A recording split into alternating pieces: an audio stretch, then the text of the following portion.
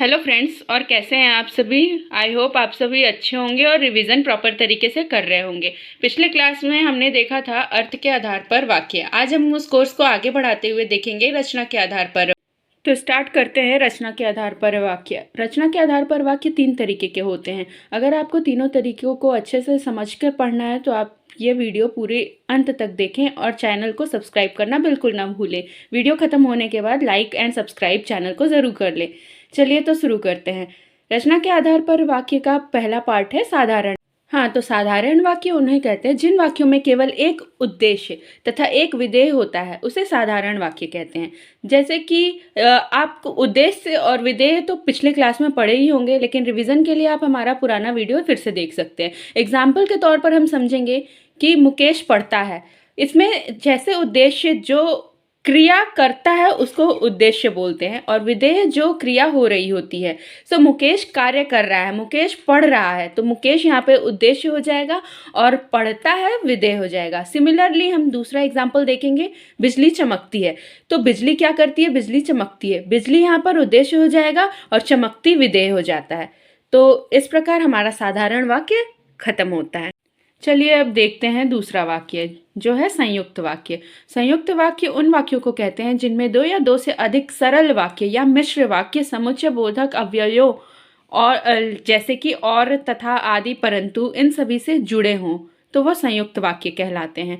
सरल वाक्य हमने अभी देखा है, मिश्र वाक्य हम आगे पढ़ेंगे। तो अगर ये दोनों एक दूसरे के साथ इन 4 अवयवों से जुड़ते हैं तो वह संयुक्त वाक्य कहलाते हैं। अब हम तो हमारा पहला एग्जाम्पल हम देखेंगे।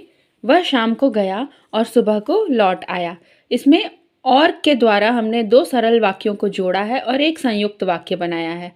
दूसरा एग्जाम्पल है, मैं रोटी खाकर लेटा कि पेट में दर्द होने लगा और दर्द इतना बढ़ गया कि डॉक्टर को बुलाना पड़ा।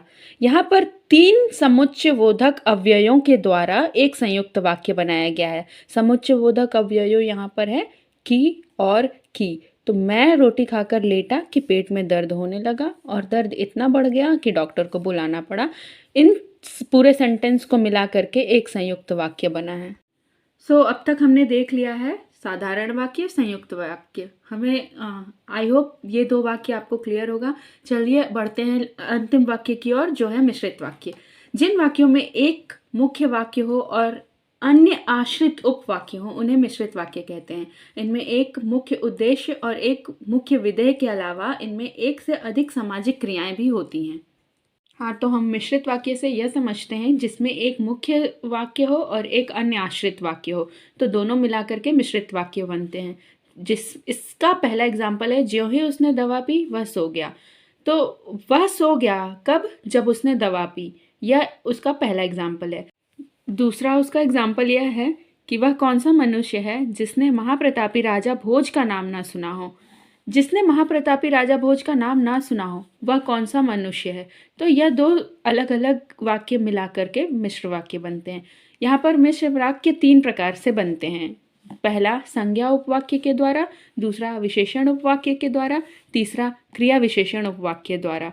अब यह तीनों प्रकार के वाक्य हम अगली क्लास में पढ़ेंगे। आई होप यहाँ तक आपको समझ में आया होगा and thank you for watching my video. I hope आपको समझ में आया तो आप लाइक एंड सब्सक्राइब जरूर करेंगे और ज़्यादा से ज़्यादा लोगों तक पहुँचाएंगे हमारे videos. Thank you very much.